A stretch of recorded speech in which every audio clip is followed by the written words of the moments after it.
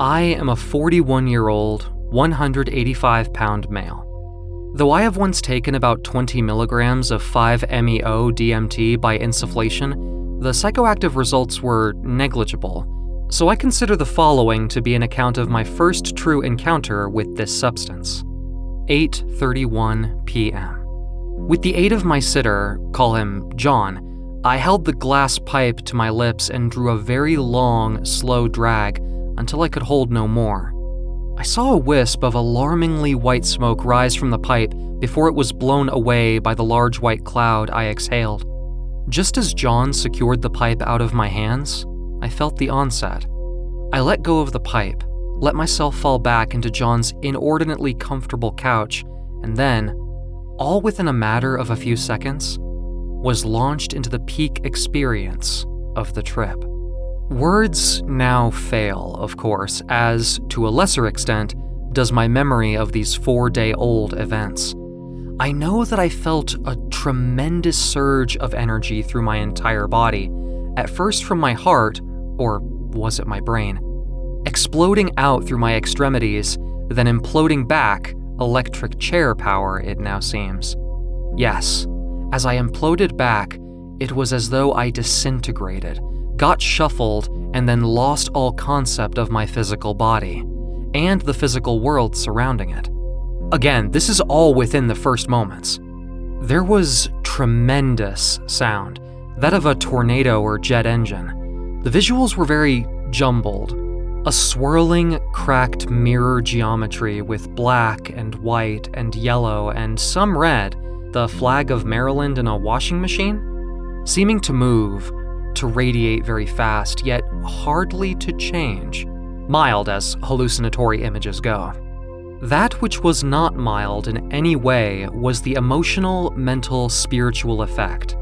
My entire being, my soul, I suppose, began to scream in anguish, in terror, in horror.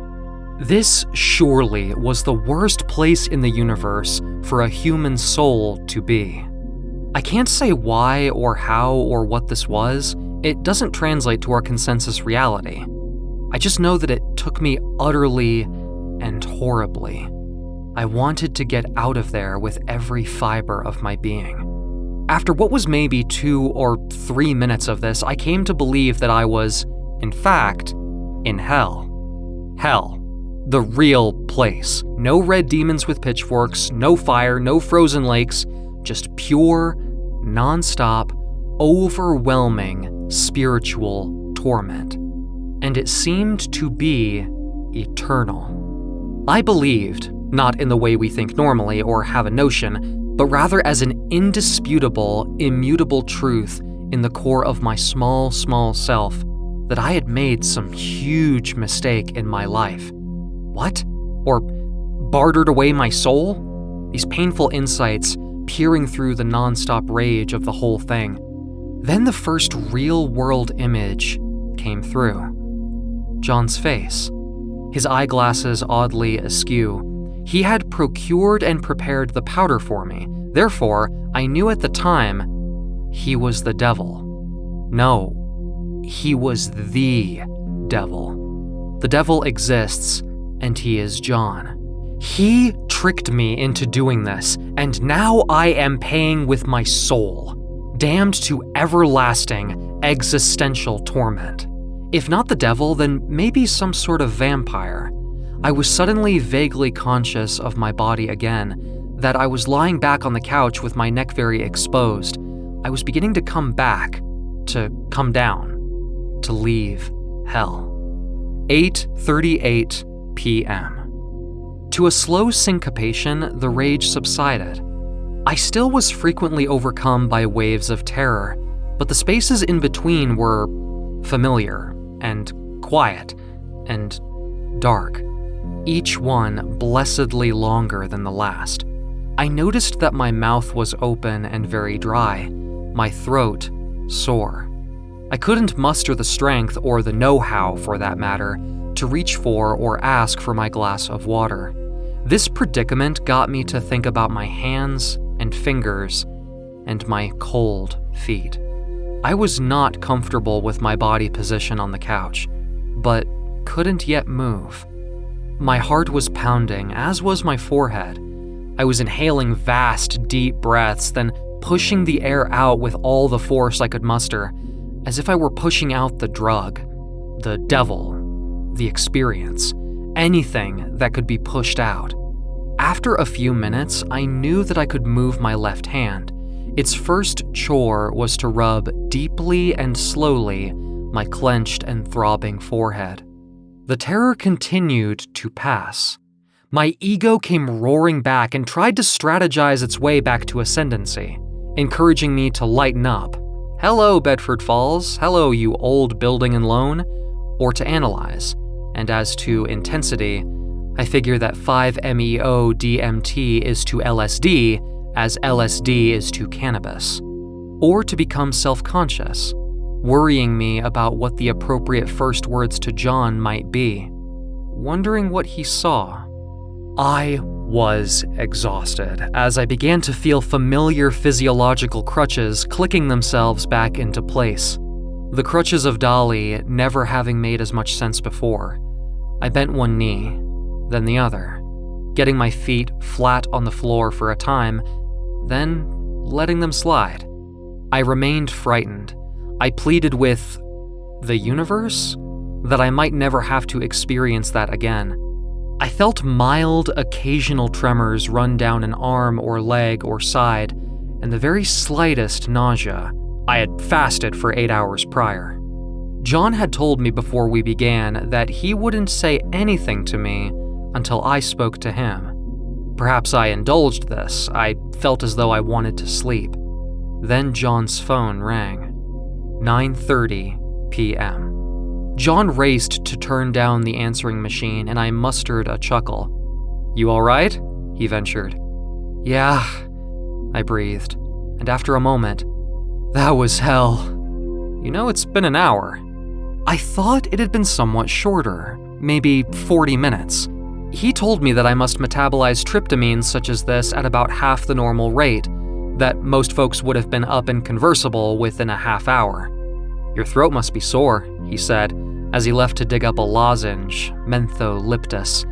I also accepted his offer for a cup of chamomile tea, which soon appeared in a mug featuring a Mary Engelbreit illustration and the words "snap out of it." John rejoined me on the couch, and I asked him if I had said or done anything in this world during my trip to that one. He smiled and explained to me that I had screamed at the top of my lungs, from the bottom of my guts, non-stop, for about 6 minutes. Mostly no and fuck and occasionally please among the wordless screaming. He continued that I was among the 1 in 6 who physically moved during this experience, and that my movement consisted of rocking forward and back, slapping both hands back and forth from the tops of my thighs to my forehead. I noticed that all other furniture, all breakables, anything with a hard edge, was now on the far side of a 6-foot radius around me. He hadn't interrupted nor attempted to restrain me at the time, he said, because I didn't seem to be hurting myself, which was true. He told me that he had been about 4 or 5 minutes away from calling 911 when I sat up, looked him straight in the face, and screamed with the intention of every shard of my existence that he was the devil, and that he should get fucked. Shortly afterwards, sinking silently back into the couch, after a while he had seen my left hand move and knew that I would be all right. He went on to explain that he was not, in fact, the devil, though he had been called the Antichrist by someone several years ago under somewhat similar circumstances. We reasoned together about the circumstances that may have brought about such a dark episode, when an experience of absolute bliss followed by joyous weeping more typically follows this powder's ingestion. John gently cautioned me off the seductive tracks of fate and design. 10:40 p.m. Feeling about 90% back to base level, I found that I could stand, and that standing felt good, and that 2 mugs of chamomile and a glass of water later, it was also good that I could make my way to his bathroom. I told John that I hadn't yet been able to decide whether or not to thank him, but that I did appreciate his vigilance. I wasn't yet entirely convinced of his earthly mortality. I got in my car and drove home, avoiding freeways by driving right through the center of town, which, to my delight, had just been festooned with lights for the winter holidays. Arriving home, my wife smiled at me and said, offhandedly, "So, you shattered?" Seeing and hearing from me that I had in fact been through hell, she enveloped me with her matchless love and warmth and support, if not entirely understanding. She made me another cup of herbal tea and a slice of peanut butter toast, and we went to bed.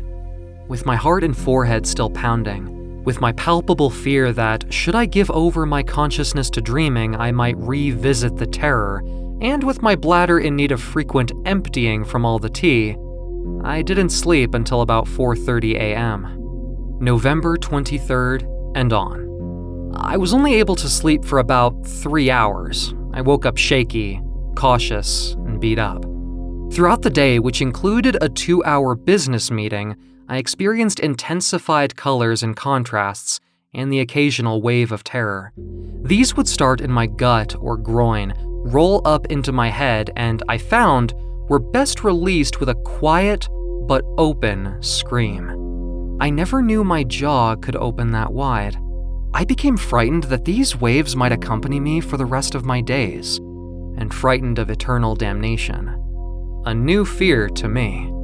In the late afternoon, I smoked some cannabis, which proved to be a great blessing. Most of my fear left. I relaxed. I took great joy in the simple acts of walking the dog and preparing food. Finally, at about 24 hours after takeoff, I felt to be at 100% baseline consciousness. I was asleep by midnight and racked up a good 9 or 10 hours. I awoke the next day feeling fantastic, bright and cheerful, happy and thankful to be alive, to have this human body and this life on this beautiful planet. Meek in my knowledge of the limitations of human consciousness. I'll continue to wrestle with the ontology of the whole thing for some time, I suspect, and try not to think too much about my new fear. I look forward to a particularly rich Thanksgiving.